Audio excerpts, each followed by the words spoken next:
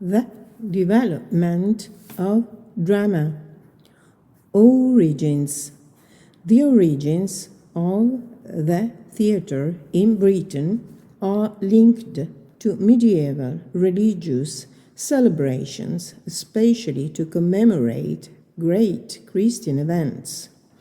These performances took place in the nave of churches at first, but soon they moved outside.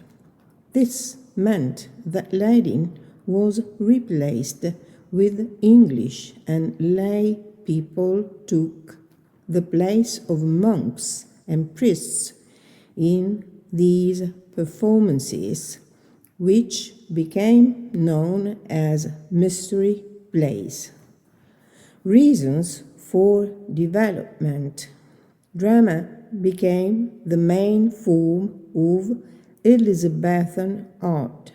The Elizabethan age was characterized by a wide range of interests and vitality of language.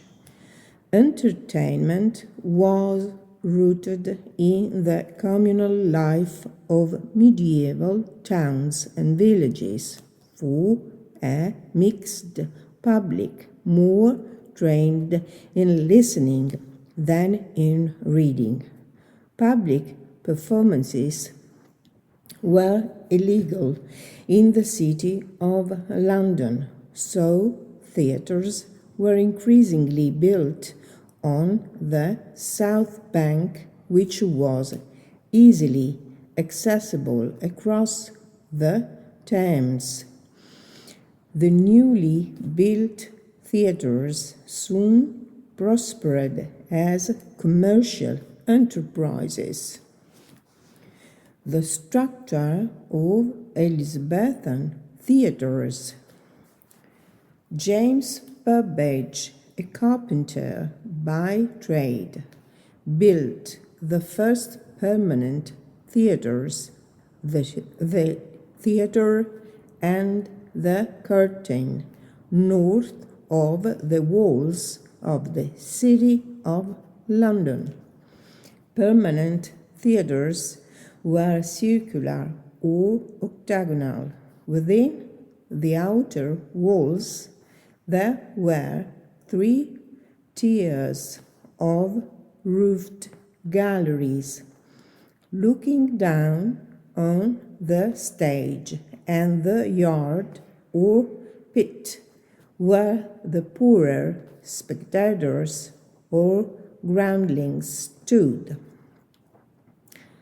The stage itself, technically known as an apron stage, projected into the yard so that when the theatre was full, the players were surrounded on 3 sides. No more than 12 actors could appear on stage at the same time due to the space restrictions. Over the stage, the shadow or thatched roof protected the players from the rain. In the front of the stage, there was a trapdoor used for devilish apparitions and disappearances, and also for burials. The actor's tiring house, that is, the place where the actors changed their costumes, was presumably at the back of the stage.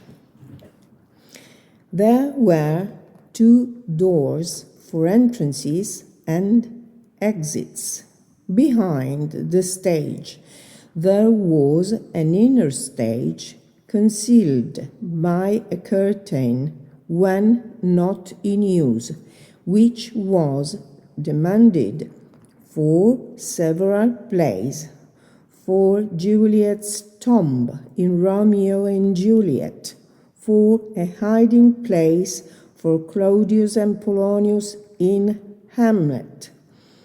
This inner stage was used not only for discoveries, but also for concealments. One major problem was the staging of the final scene of those tragedies, which ended with several corpses on the stage. Only two methods were available. Either the body was carried off, or else it was hidden at the side of the stage, since the Elizabethan stage had no general stage curtain. There were also an upper stage hidden by a curtain and a balcony normally used by musicians.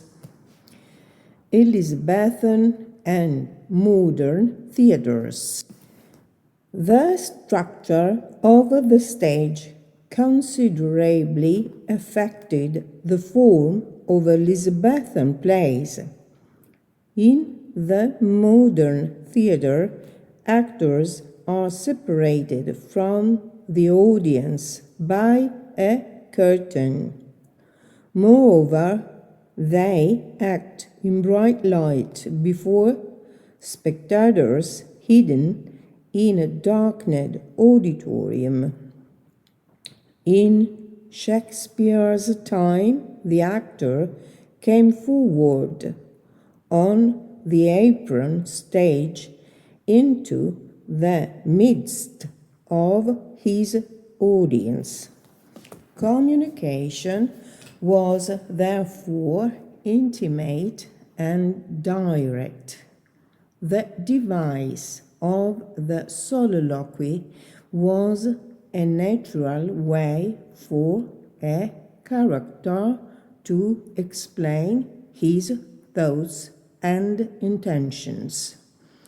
There was no scenery, and plays took place in daylight, usually starting at 2 p.m. The stage relied on conventions, using a limited number of props. For night scenes, a simple candle or torch represented the night world. The action was continuous. A scene ended when all the actors left the stage and a new set of characters came on. The time and locality were usually mentioned in the dialogue. Women did not act in Shakespeare's time, and the female parts were acted by boys. The Elizabethan acting company was a permanent fellowship of players, and they worked on the basis of a share system. Sources. Playwrights borrowed freely from popular sources. The characters and situations were often allegorical types, and the plays contained scenes of vivid caricature and realistic comedy. The ideas of men's place inside an ordered universe and of the mutability of fortune and the stars were also typical. Thanks to the spread of translations, Italian plays became the sources of much Elizabethan theatre together with the influence of Italian commedia dell'arte companies which travelled throughout England in the middle of the 16th century. The English stage owed much also to the works of Niccolò Machiavelli in the display of horrors, unnatural crimes, vice, and corruption. The Elizabethan theatre was also influenced by Greek tragedies. Moreover, it borrowed from the Latin philosopher and tragedian Seneca in the division of the play into 5 acts, in the tragic and bloody incidents, in the taste for revenge, in making good rhetoric out of conflicting emotions and passions. Thomas Keats, very popular. The Spanish tragedy was the typical Senecan revenge play full of ghosts and horror mixed with Machiavellian ingredients such as intrigues, lies, and villains. Keats also added the plane within the play. The plot includes the staging of a play whose audience is composed of the actors.